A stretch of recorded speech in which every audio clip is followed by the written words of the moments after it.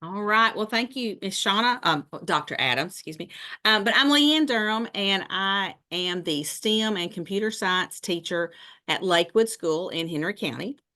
And first of all, I don't claim to be an expert at anything, but our school has done several project learning activities. And as Shauna and I were talking, we've noticed that there were several people that showed interest in learning a little bit more about it.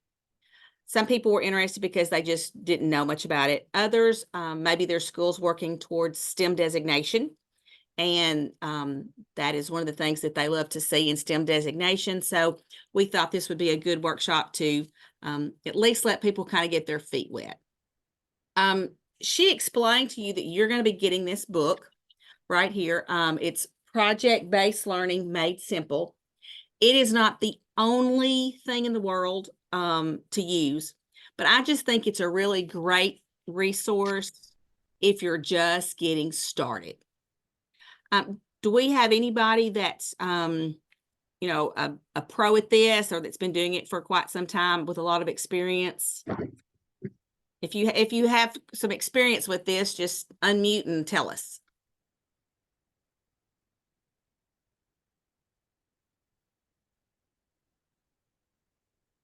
Okay, well, I'm going to assume that means we don't have a lot of experience.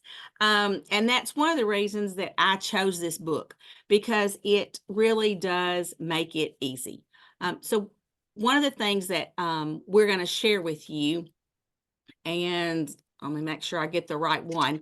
I have a document that I'm going to put in our chat that you will, as soon as I can get it on there.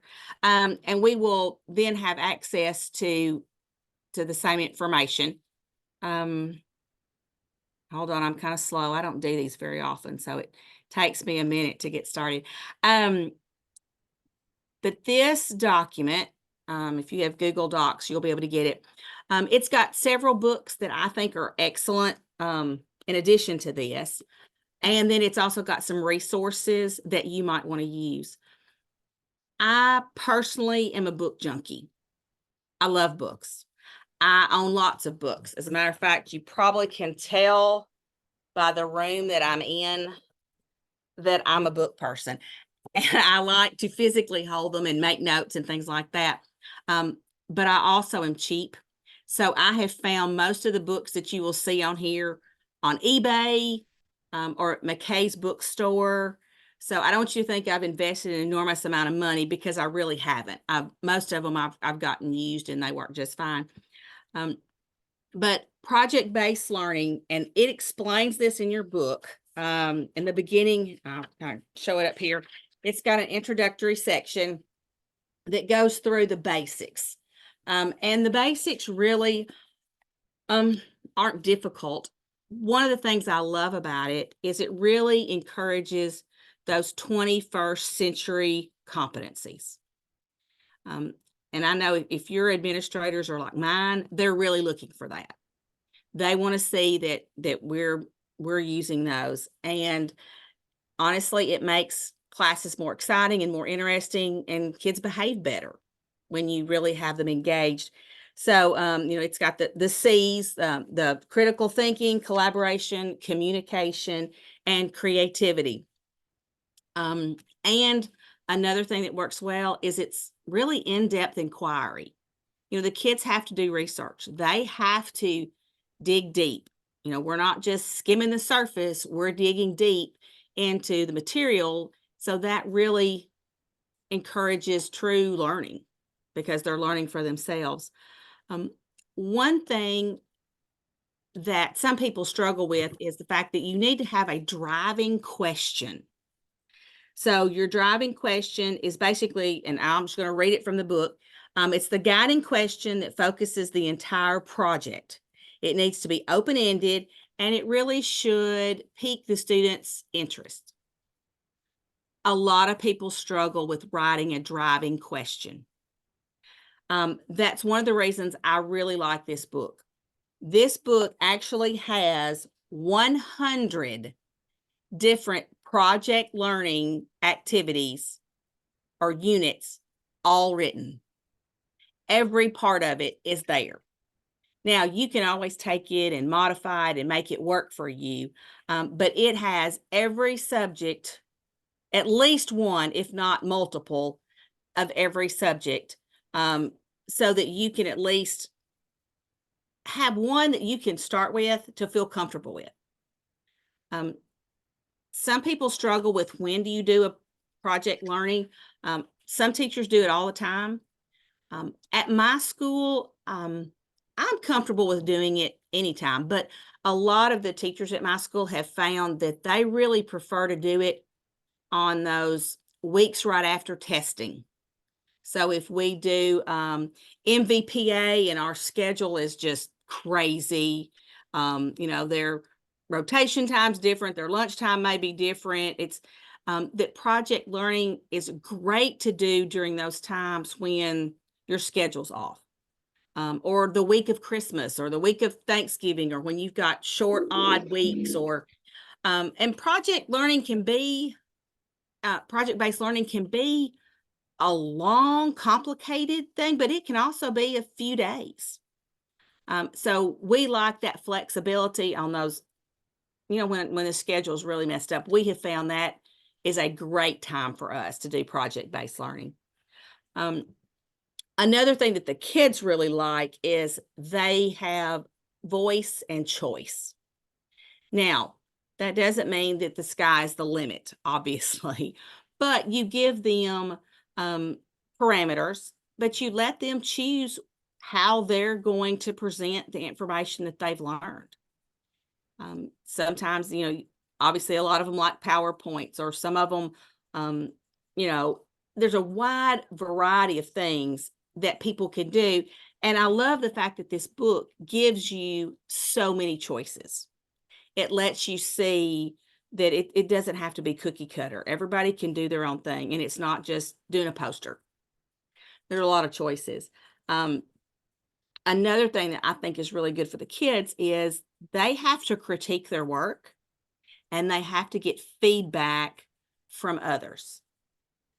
And that's hard for a lot of kids. A lot of them are either super critical of everything anybody does, or they don't want to find anything wrong because they don't want you to find anything wrong with theirs. And so everything is, oh, it's great. And that's all they want to say. So I think this is a really good opportunity for students to learn how to give meaningful feedback to each other. And I think that's an important 21st century skill that our kids need. And then they make revisions. And at the end, one of the things that my kids at first hated, and then they learned to love it, is that they have some kind of public audience. It may be that we invite somebody from the community that works in, an area that's related to this. It could be a Google Meet. It could be administrator. I had our kids, they wrote a menu. It was a long, but their final project, they were trying to convince the people in our school system to improve school lunches with the things that they like to have, and why it would be healthier, and why it were better choices. And so they loved presenting that to our administrators because they felt like they had voice and that they were able to express themselves. Now, they had to do it respectfully, but it really helps them with public speaking. It helps them with so many communication aspects. I think it's a wonderful thing. It's kind of hard at first, maybe a little uncomfortable for the teacher as well as the student, because it may be a little different. But I have found kids don't mind learning with you. If they feel like they're having some options and they feel like it's not worksheets, then they're fine with that. So that's another reason I chose this book, because there are 25 different project-based learning activities for ELA. There are also 25 for science, 25 for math, 25 for social studies, but then some of those overlap. There are some that are great for music teachers, speech and drama, There's some that for the librarian, even PE teachers. There are at least 3 or 4 different ones that would work great for a PE teacher. Tons for the art teacher or computer science. I know, that's a big push in our school system right now because we're having to add computer science next year as a course in our middle school. So there are some project-based learning activities that we can use. So I think this is a really good resource. So if you want to try it, it's a great way to kind of get your feet wet without the pressure of having to do it all from scratch. And then I think once you've done 1 or 2, then you feel so much more comfortable really, taking it on and owning it.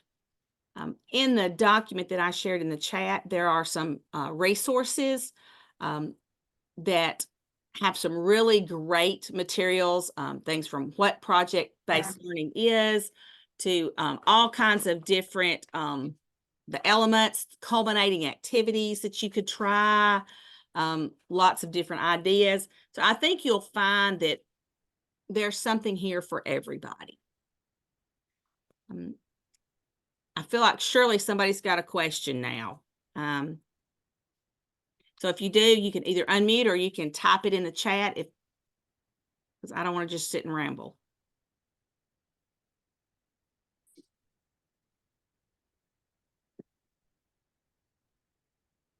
So this is the resource that I was talking about. The first book is the one you'll see. All of the books that I put on there, I did put them on Amazon. So if you wanted to see, like if you wanted to look up the USB, all the numbers or ISB, whatever numbers and all that kind of information or get an idea of what a new one costs. But like I said, most of mine are all bought used. And then it just shows you some examples of some of the page numbers for different things.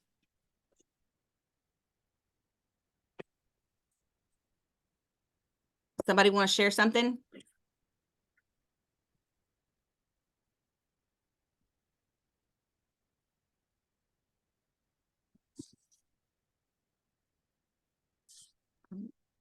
So the top book is the one that you're going to receive. I will say that the PBL in the elementary grades, they make one for middle school as well. But this one right here, I think is really great. It really, if you want to build your own, it does a great job explaining how to write a driving question and how to really, add all the parts if you want to create it from scratch. But most people I have found don't want to create it from scratch the first time. They want to take something that they know is, a good choice to begin with. Is there anyone that's had your administrators suggest you try it, or is there anybody that's really interested in trying it? I'd love to hear from you. I know I'm really interested in trying it. No one's pushed me to do it yet, but it's just so different from what I normally do.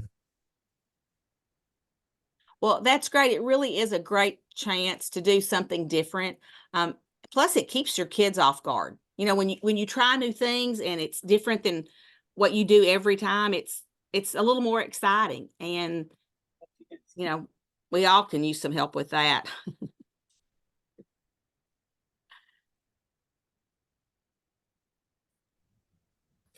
I'm very interested in trying some of these activities. Russ, what do you? So Okay. Mailbox. I forgot the cover sheet for part of it, but I'll email it to her tomorrow. Russ, what do you said this is normally kind of outside what you usually do. What do you teach? I teach geometry. I'm teaching marketing this year, and I'm also doing computer science. Oh wow, you got a big range of courses to work with. I do.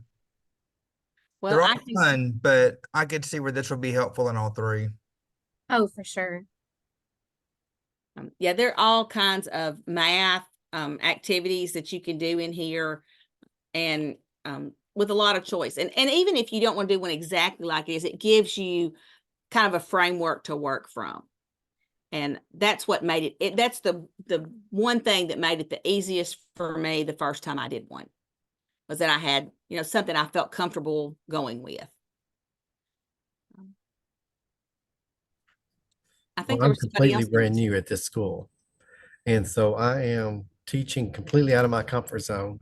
I went from fourth grade and Trenton for 19 years. And now I'm at Jackson for sixth, seventh, eighth grade. I serve all sixth, seventh, eighth grade at Community Montessori. And I feel like some of these things, I think the teachers would be, up for as well, because everything I've suggested or I've come up with, they're like, oh, that sounds great, because they haven't had a STEM program. So I'm the new STEM teacher. So anything I bring up, I'll be like, okay, let's try this, guys. So they're open for it. So I'm like, okay. So I thought, well, I just need some good resources. Well, that's great. Well, this is a really good start. I mean, it is. And then, like I said, there's other books on there that if you find that you really want to dig in deeper, but it's a good resource to begin with and to get your feet wet.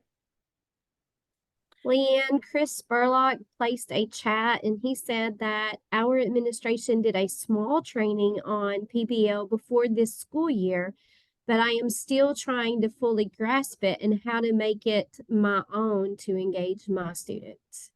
Okay. Well, I think this will be a great resource. Chris, what do you teach?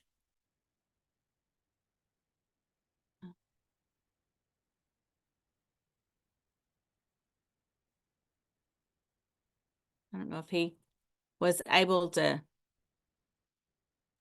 Eighth grade science science. and high school STEM. Okay. Well, there's of course, you can make anything STEM. Just, there's so much that you can choose from.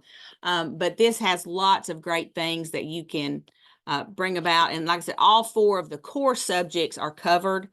You may want to, depending on your group, you may want to make them a little easier or make it a little more, difficult or a little more challenging. But it's really a great opportunity for your kids to meet people in their communities. So, we had several people that would come in. We had students that wrote as if they were going to open up a food truck. And we actually had some people that came that ran a food truck, and they watched the presentations and they gave feedback to the students. And the kids felt so empowered. They felt so smart, and they were really proud of themselves. We had another one where it talked about if it was wintertime and how you would change your the things that you would order if you owned a grocery store or if you owned a business, how weather affects sales. And we had a local grocery store owner, and he came in and he gave them all these real life examples after they did their presentations, really helped them. And he took some of the things that they brought up. He was like, you're exactly right. I see that every year. And he made them feel like that they weren't just little kids. He really made them feel important. And the kids are so excited that now that they've learned some of the different business people in our community. And I've had several of these folks say, I've had students come up and say, oh, I remember when you came to our class. Thanks for coming. And it makes learning meaningful. So I hope you will be able to find, that your students feel that way as well. Does anybody have anything they want to share or talk about or bring up?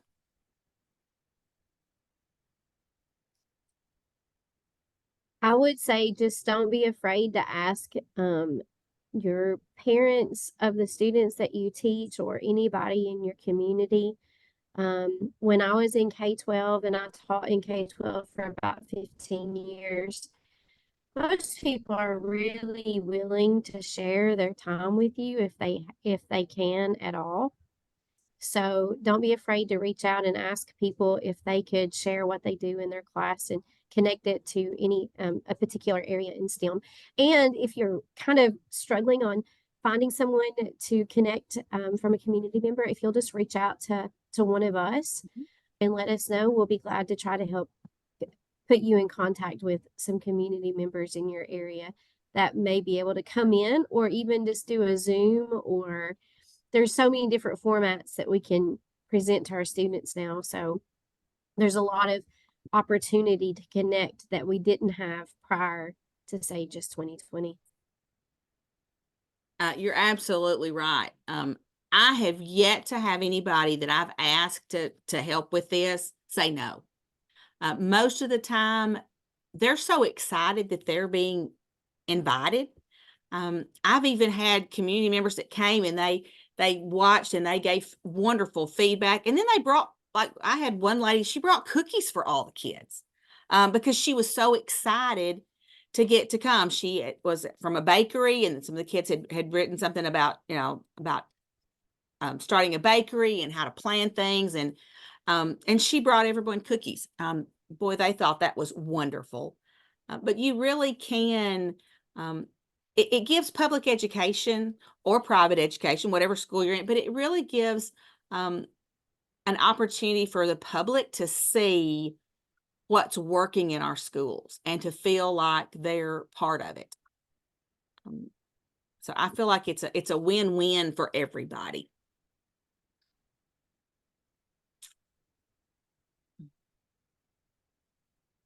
I was able to see from the chat that Kim said she's really eager to do this with her physical science and chemistry classes. So I think that's great, Kim. It's one of those things that you try and it may work amazing, and you may realize, I need to tweak that a little bit. But we do that with everything we teach. I mean, I do constantly.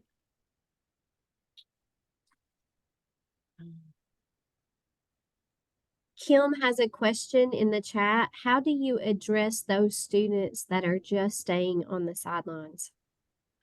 Well, Kim, that's a great question. I think we all have to work on that.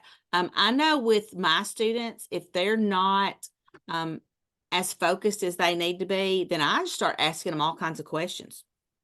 I start, really trying to engage them. As a matter of fact, today I had a student that she was trying to just sit on the sidelines. And I just kept on talking to her and asking her questions until she really had to get involved. And then a few minutes later, I had a kid ask a question, and then I brought that student. I said, "Oh, you know what? We just had this conversation," and I called on that student. I said, "Help your your classmate with her question."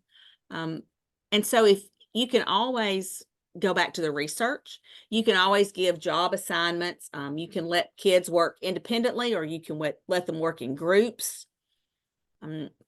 So you really can try to work to their strengths. But I know my students would much rather do this than a worksheet or than handing them a book to answer questions. And, one of the things that we talk about is, what do you want out of your classroom? What do you want from me? And they always say, I want things that are meaningful, something that's fun to do. I mean, I know we got to learn, but I want it to be fun. So this really is an opportunity for them. They say they want to be treated like adults. This is a great opportunity to let them feel like they're more in control. And usually they'll stay more engaged when they feel that way.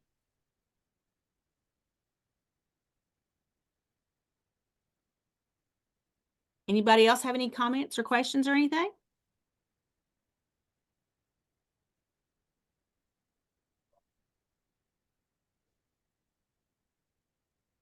Our middle school last year really worked hard to do this, and it was a lot of the teachers thought it was going to be very difficult. And by the end of the year, they told me, they were like, I'm surprised this was much easier than I thought it would be. Some of them, it was hard for them to let go and let the students have voice and choice. But then they realized it was really a lot easier. So LeighAnne, Carrie has a statement. Yeah. She's Carrie Walker. I've done PBL during response to intervention. Oh. Last year, I did a food truck and invited a food truck owner into the class at the end of the project. We also had a food day where they could bring in food items that they put on their menu. That's awesome. I love that. Carrie, I'm just guessing, but you can let us know. Did your kids just truly enjoy doing this?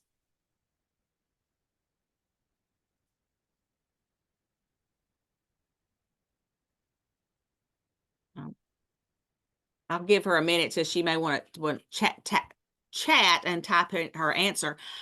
Somebody put on here, how many of these projects do you do throughout the year? That's really up to each teacher. There are some teachers that want to do one every grading period or once a month. Some teachers may do one or two a year.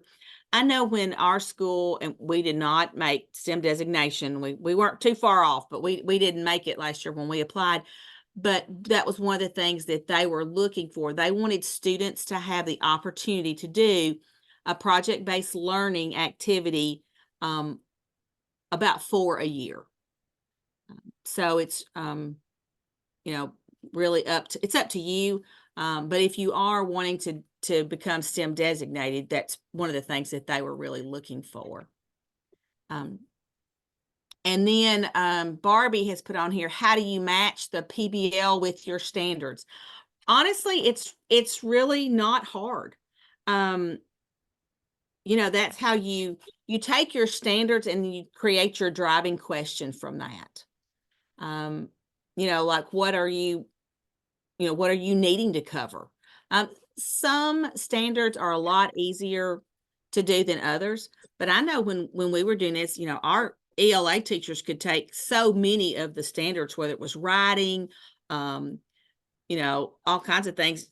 You know, you can pick anything where you're going to write about it, where you're going to, you know, put forth that written information or research skills or whatever. So we really didn't have any trouble matching standards because so many of them are broad. One of the big things was just trying to make sure that you covered at least 2 subjects with your PBL. So, you know, a lot of times like our English teacher and our social studies teacher would work together. They would partner, and sometimes all 4 teachers would take a different aspect of it. You know, the ELA teacher might do the research part. Another person might really focus on, you know, when they were actually working on things, and the different teachers just tried to find their strengths and make it work for them. And then Lana put, can these prompts be used with students in special education, or will the prompts need lots of altering? She has a self-contained class. So it's one of those things that you can always modify it. You can make it work for your kids. But when we did this last year, our special ed kids were all involved just as much as you know, anyone else. They enjoy, you know, like for example, sometimes when they were doing the research, we would set the computer where it would read it to them. If they struggled with some of the wording, you know, where they could even, you know, speak and it would type it for them, and then they could put different things down. But I have found that those kids love, especially the artistic parts, being involved. They loved being part of a group and feeling like they were contributing just as much as anybody else, because there is so much brainstorming and there's so much collaboration. Even with time management, you know, we had some of them that were really good at making sure they didn't stay on a topic too long, or that, you know, they use their time wisely or whatever it might be. So it worked really well for our students. You know, I've never found anybody that said that was a difficult thing. But Carrie did respond, and she said, yes, her students really enjoyed it. They got to be really creative. They did research. They use a lot of math skills, scaling recipes, as well as perimeter area volume. And then so that things would fit in the 3D truck. But it's a great way to incorporate so many standards at once. I know when we wrote our PBLs on the beginning, you know, we listed, I don't know, maybe 2 or 3 standards that we were going to cover up, you know, at least one standard from 2 different subjects. And as we got working through it, we realized there were so many more standards that we were covering.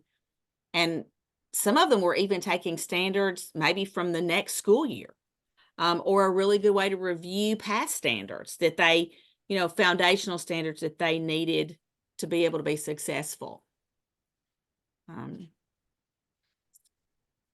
Lana has shared that she really loves the idea of doing this, and how some of her students love to draw about a topic, but writing can be difficult.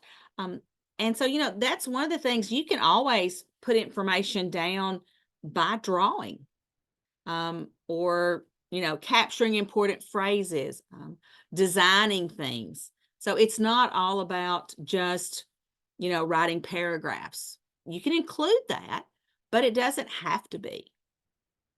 Really, the sky's the limit. And then it says, do you group your students by level? So honestly, it's really what works for you. You really have to know your kids and know what's best for them.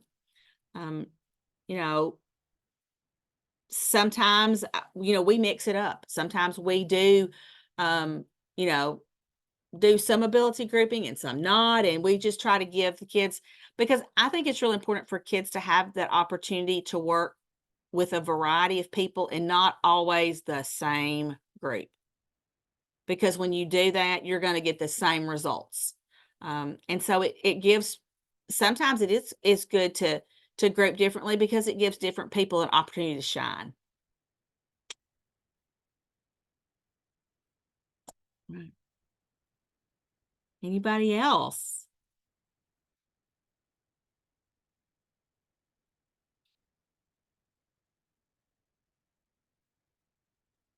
I like what Lana said about she said that some of her students like to draw about a topic and not write about it. And I think that's important, that we're teaching our students that there's a multitude of ways to communicate information. And I think sometimes we forget that, or we focus so heavily on one, like maybe a writing piece. But there are lots of different ways that you can share information, and I think that's great to make sure that we're helping our students find different ways to communicate. Mm-hmm. One of the things that I thought, and I put it on the very bottom of that document that I put in the chat, there were 2 different links, but one of them, I think it's in the very first one, it talked about some different ideas for PBLs, and you can take those and make them work for you. So like, for example, it talks about uncover the history of an event. Well, you can pick whatever event in the world you want. It could be, if you're doing World War II, if you're doing anything, it could be pasteurization of milk. It could be when something was made. It could be anything. You can really take these topics and turn them into whatever you want them to be. And so it really, there's a lot of things about investigating things, how you can keep things safe, or how you can make a difference, design a better way of doing something. I mean, if you think about it, how many standards could we pull out of whatever we're assigned to teach, how to improve something? And then you get the engineering design process in there as well, or raising awareness about things. Convincing other people about how you see things. So there's all kinds of, and so this, thank you for pulling that up, Shauna. This is showing some of the different things on that website. So if you're worried about how to make a sample of how to make your time go, or some different things, it's all there. It also gives you some different culminating projects. Some kids really enjoy giving a speech. You can conduct an interview as your culminating project. Obviously, you could make a brochure or slideshow or poster, those kind of things. You can make a video. We had kids last year that wanted to make videos. And we put green fabric up, and they like a green screen, and they made their own little videos. Some of them made models of things. You know, some of them pretended like they had their own website and created videos that they would post on their website. But these links that I have put on here really have some great information that will really, and if you've not joined Carly and Adam's Facebook page, they have lots of great ideas on there as well.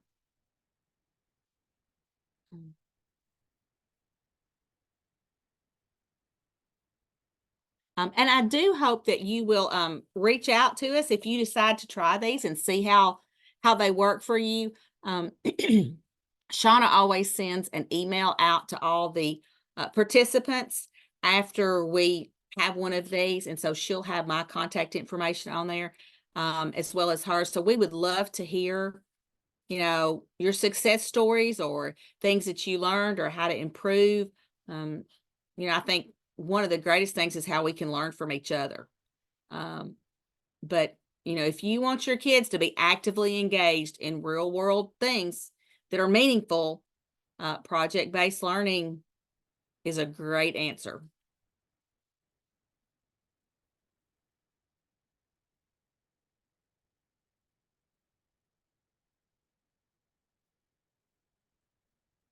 All right. So if anybody else has anything, this is the time. We'd love to hear from you. You know, like I said, I don't consider myself an expert, but I do know that I have found a lot of success with this. And a lot of other teachers have as well. And, you know, sometimes we just get ourselves in a rut and we're ready for something different. And our students feel that way. And so this might be a great opportunity, you know, to try something different.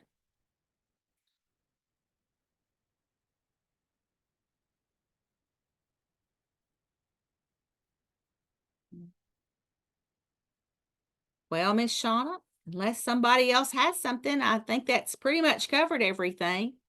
I think everybody has enough information to get started. So I'm going to let you take over from here, okay?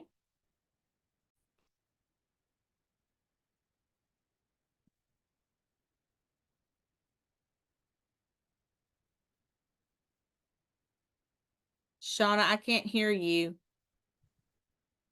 Thank you. You'd think as much as I've used Zoom, I would always check that mute button, but I don't. So thank you all for joining today. I think we've got some really good information and some really good resources. I will be sending out a follow-up email with you guys. And in that follow-up email will be a copy of all the resources that LeighAnne shared with us today. I'm also going to put in a link on that for a workshop survey. So when you be looking for that email, and if you can get a chance to fill out the workshop survey, it's a anonymous survey that just gives feedback to the workshops. It's basically a way for us to show that this workshop was provided to our teachers, and a way for you to voice if this was something that works for you or was good information for you. And it's just basically a way for us to stay accountable with our grant. All of the workshops and resources that are offered to our regional K-12 teachers are supplied through a grant from Battelle Education, and it's overseen by the Tennessee STEM Innovation Network in Nashville. So that's just a way for us to stay accountable for the grant. And I will send that in your follow-up email. Also be keeping an eye on your email. We've got lots of workshops coming up in the next couple of months. We have a very busy spring semester scheduled.